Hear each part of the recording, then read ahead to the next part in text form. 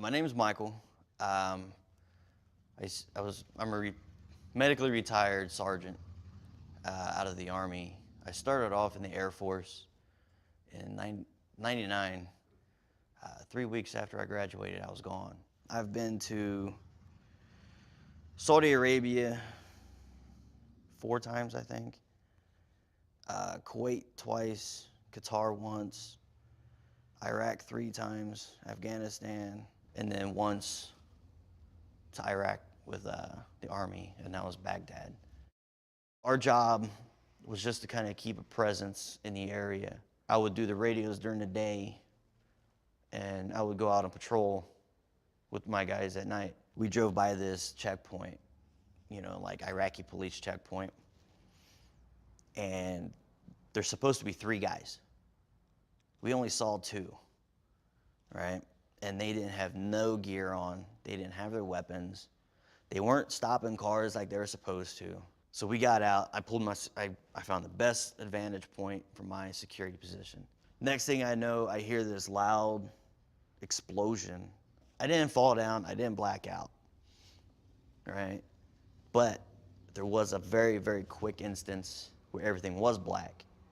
And the only thing I saw was my wife and my kids. It was a flash. But something told me to grab the left side of my neck. So I put pressure. So I turned my head and I went like that, right? And out of that's the exit wound, right? And the blood I saw the blood spurting. So I lost like 40% of my jaw, right? The bottom of it. It fractured the bone in 3 different places here.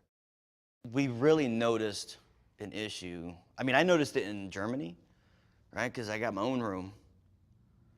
And I just had it was fear, pretty much just straight fear. And so I barricaded my door whenever I slept. I put chairs and I put everything in front of the door so nobody could get in. That right there, I knew something was not right. And when I came home, I wouldn't shower unless my wife was in the room. She had to be there. At night, I would check multiple times. Check the doors, make sure they were locked, make sure the garage door was locked. I would wake up and I would walk the perimeter of the building. And when I started seeing the doctors and stuff like that about it, I noticed my memory, my long-term memory is good, but it was like I wouldn't remember family members' names. I wouldn't remember to go to appointments. I wouldn't remember this, I wouldn't remember that. The PTSD was interfering with my sleep. My anger outbursts, my hypervigilance, not remembering things here and there.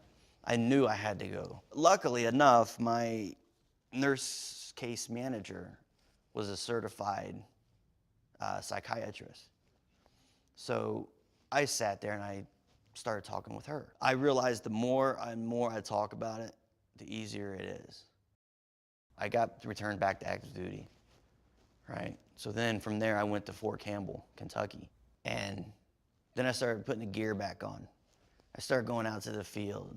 And then it started hitting me more and more, It's not the fear, it's the anxiety,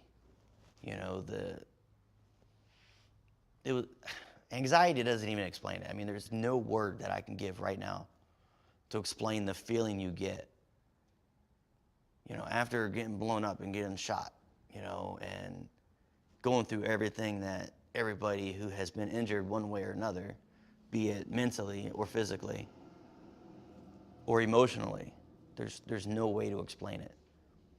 So I started seeing some people again. I went back and I went through their program, their TBI program, which I saw occupational therapists, I saw physical therapists, visual.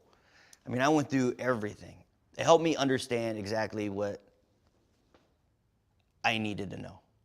It helped me pinpoint more and more where my issues were. And as soon as you understand where your problems are, it gives you the opportunity to manage it. I've been to baseball games, which is amazing because they got the fireworks that shoot every time we hit a home run or we score a point or whatever it may be. My anxiety kicks in, yes, but I'm able to manage it. My wife allows me to help manage it. She's my rock. Going to the therapies helped me stand back, look at the bigger picture, and understand everything I have an issue with can be managed.